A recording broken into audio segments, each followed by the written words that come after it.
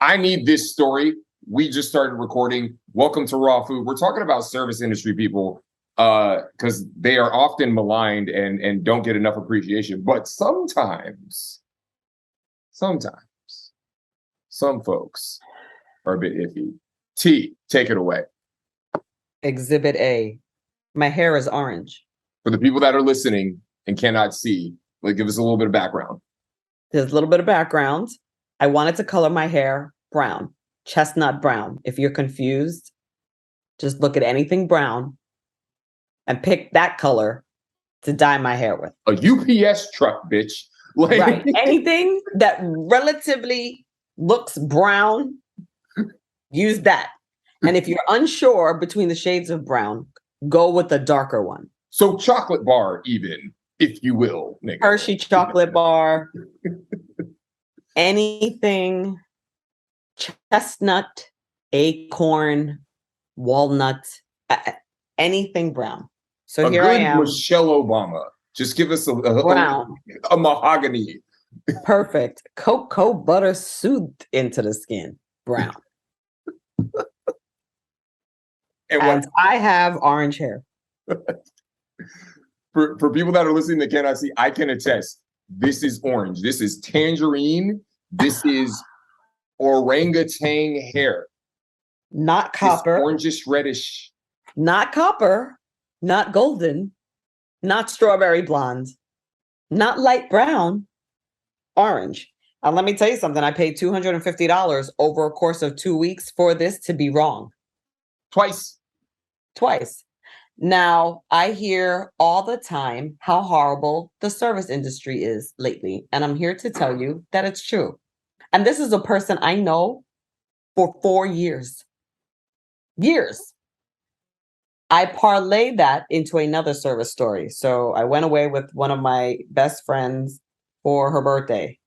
It was a big birthday. It was a milestone of a birthday. She is a grown woman with children in high school. And a big group of us, about 10 of us, rented a house in a winery to celebrate her birthday. And after a fabulous day of drinking at the wineries, we decided to go out to eat to a local restaurant. And in we walk, all buzzed, having had a wonderful day. And my girlfriend walks up to the bar, getting ready to get the party started because that's how we roll. And there is a 21-ish-year-old girl behind the bar in a tank top shaking a drink. So my girlfriend with another friend of mine says, hi, we'd like to order a couple of cocktails. And without breaking her stride, she doesn't stop shaking the drink. She looks over at my friend and she goes, did you put your name on the list? There's a list. You're already inside the bar. What is this, Studio 54? No, bitch, I didn't put my name on a list. I walked in and walked up to the bar and saw you, the bartender behind the bar, and thought I'd order a drink. So my friend went in on her. The way every other bar works. It was so rude because at the end of it, at the very least, you're going to get at least 10 drinks out of us. It's a whole crew of people. We rolled in 10 deep. That's a minimum between 10 and $20 a pop. And these are all women who have jobs and careers. These are all women over 30. Bruh. These are not people who are going to be ordering a water and one shot of vodka. Like, yeah, we're not putting our quarters on the table to order a pitcher. We're ordering drinks, and we're going to order drinks for the rest of the evening. Whether we do it here or someplace else is the question, but the drinks will be ordered. So we're starting here, hoping for a good time. And here's this 12-year-old talking to my girlfriend like she was doing her a favor by even looking up from the shaker she had in her hands. But I'll guarantee you this much, if we hadn't tipped her, she would have been salty, right? Of course. And she proceeds to repeat herself. My girlfriend's like, no, I didn't put my name on a list. And the girl goes, well, you need to put your name on the list. You need to talk to the host.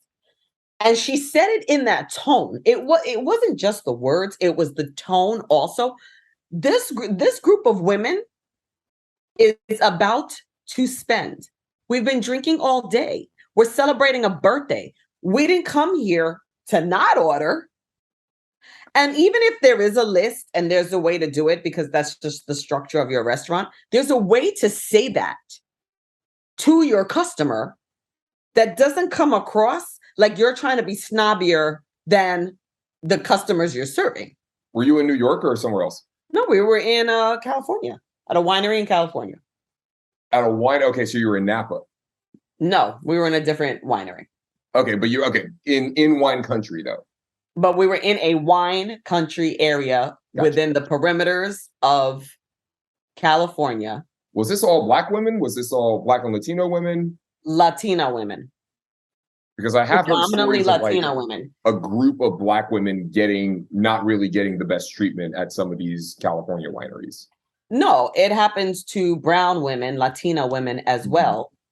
And it happens to women who are quote unquote older. This is an older group of women. Everyone was between 30 and 50 something. But this group came to party. Right. But this group came to party and we came to spend money and we've been doing it all day. We were just going to continue it here to the rest of the night until we get back to the Airbnb. Like, there's no shortage of American Express cards in this group. Yeah, you're at a winery. This isn't some bar, some dive bar, down the street from. Well, we had been at the wineries all day and we had now gone into their local town for dinner. And we had reservations at this restaurant for 10. It's a group of tourists. They have reservations for 10. Why do you think they are here to spend money? Correct. They're going to spend a lot of it too. It's a group of 10. And they came all the way to Napa first. That's the point I'm getting at. They're clearly tourists. Tourists come to spend money. You depend on tourism in Napa or in wine country in general. Napa, Calistoga, that whole part of the state. Just to set the context for people that don't know. Like, this is just, you're hustling backwards. Even if you have an attitude, you're fucking hustling backwards by treating people this way. Right. And now these places are charging so much more than they used to. There's surcharges, there's COVID charges, there's increased prices on products and goods. And here is a group of women more than willing to spend because we're celebrating our friends. And the sky was the limit. And she talked to my friend like that, and my friend went in on her. And I know it, to those looking around, they might have been like, my goodness. But I completely understood the position when my friend was in because it was her birthday. And this little girl was rude. So we end up ordering drinks from our table ultimately because this girl was just so disrespectful and we ended up getting our table. But it wasn't the most welcoming experience. And we're like, okay, so we're never coming back to this restaurant again. You're lucky I don't blast the name of this restaurant out, but my goal isn't to take food out of anybody's stomach. My goal is to say, in this era, it is shocking to me how poor service has become, bearing in mind the prices of things in restaurants and then the tip that is expected on top of it. I went to a steakhouse in New York. They got us for $60 because we asked for truffle butter on our steaks. And there was 4 of us and they charged us $15 a pop. And we didn't know that until the check came. Oh, they didn't.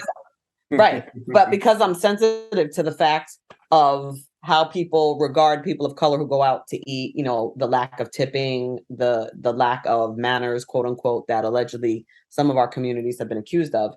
I tip everywhere, no matter what. Like I usually give 15 to 20%, even if you're garbage, because even if you're garbage, what will happen is I'll just never come here again. Oh yeah. I tip 25% minimum. Like absolutely, because I got to make up for whoever doesn't. Well, here, when they're doing it on like a square, like, or, an iPad, you can just select, it used to be 15, 20, 25. In San Francisco, the standard now of those selections is 20, 25, 30. I believe it.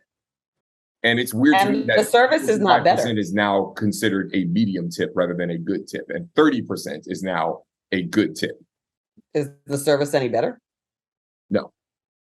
Well, first of all, if I'm checking out from that thing, that means I haven't really received service. That means I walked up to the cash register and placed my order.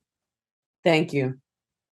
So I take issue with my hair and that experience at the winery. I'm disappointed For all in the the people that lack might be of listening, pride. and they're going to ask, well, what'd you do before this? Right? You literally just walked in and walked up to the bar because that's what happens That's at it. bars. Yeah, we came in laughing our heads off, having a good time. It had been a while since the group of us had an opportunity to live together. Some of us live in different cities. One of us lives in a different country, neighboring country, but still needs to fly from there all the way to California to be part of this. Mm. And we're a very committed group of girlfriends. So we make it happen. Like birthday season is like our football season, and every month we've got one. So we try to celebrate it near and far. So since COVID, every month we Venmo the point person, whoever that is for that particular month, for whoever's birthday it is, to ensure that they always get like a nice sweet package from the group. If we're in the city together, and a lot of them, a big part of the group does live in the same state and city, they're able to get together for those birthdays. So my birthday's coming up, and I decided to celebrate mine in California this year. And I'm celebrating it with two different groups of friends. And the first weekend, I'm celebrating it in Palm Springs. The second weekend, I'm celebrating it in Los Angeles. So I wanted to get all gussied up and get my hair done. And I waited and waited for months to do it. And I'm disappointed. So the first time last week, I tipped her. This week, I did not. My hair lady. Yeah.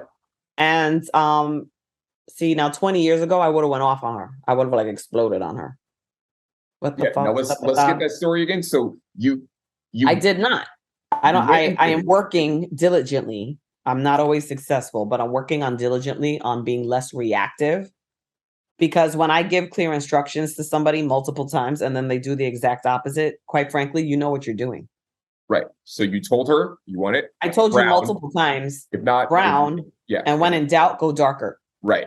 And you went back the second time because she didn't do it right the first time. Because it was too light. And I said, I'd like to go darker.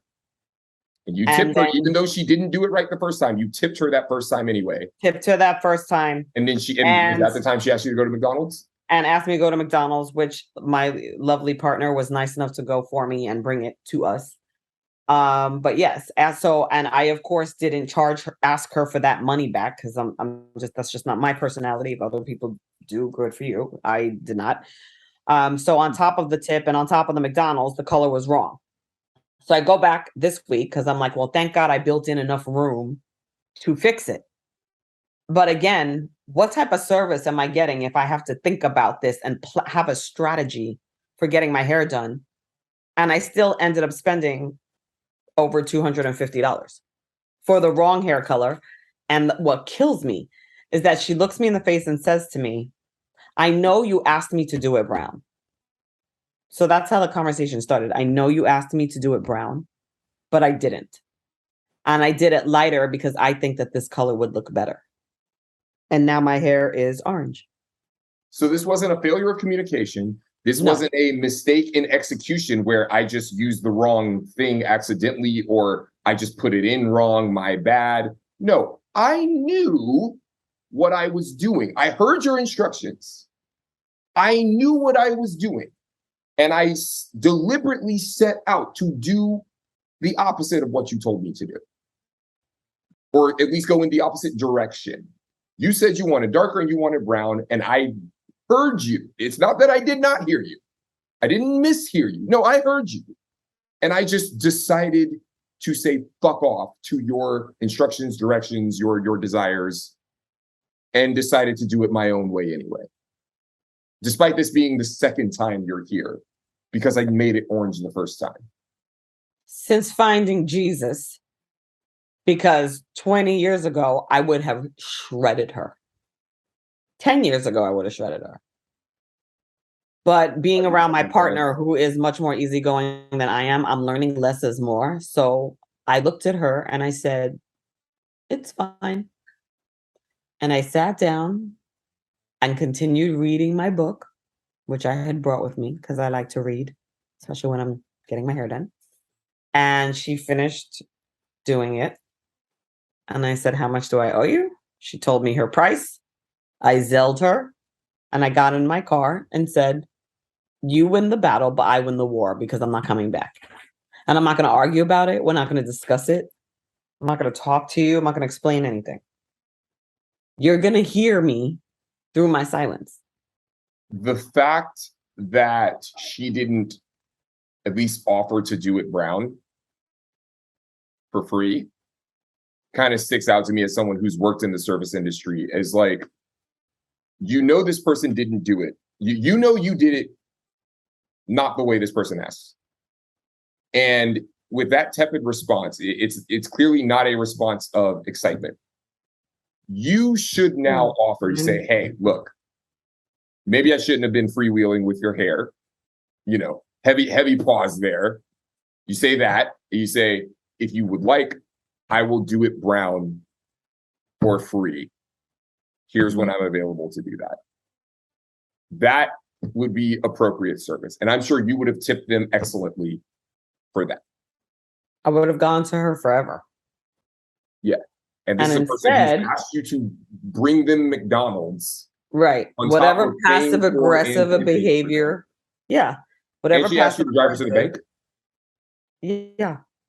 And I did it because I was like, okay, I get it. Like, it's hard to get to the bank. The parking's bad. Like, okay, I'm not being completely disrupted from my day. I mean, yeah, like I had things to do, but if she asked me for my help, fine. But it's not like we're friends. It's not like we talk in between my hair appointments. So again, my partner was like, what is this dynamic that every time you go to get your hair done, she has you like run an errand for her? And then I think it culminated to finding out the other day. So after I tell her, I just look at her after I see my orange hair and I say, it's fine. That's all I say. I sit back down and she says to me, you seem to have a really nice partner. And I said, yeah, I do. And she said, just like this, good for you. What do you make of that? Just like that. There's a lot you can read into it. And the way, if she said it like that, it was intended to have a lot read into it. So again, I am learning to be less reactive. So I said nothing and just thought to myself, you're never going to see me again. So have at it. Have at, this is it. This is your last hurrah. Whatever you're going through in your life that you're taking out on me today. Okay. But this will just feed into the narrative of my life, which is I've always gotten more aggravation from women of color in my life than anybody else on this planet.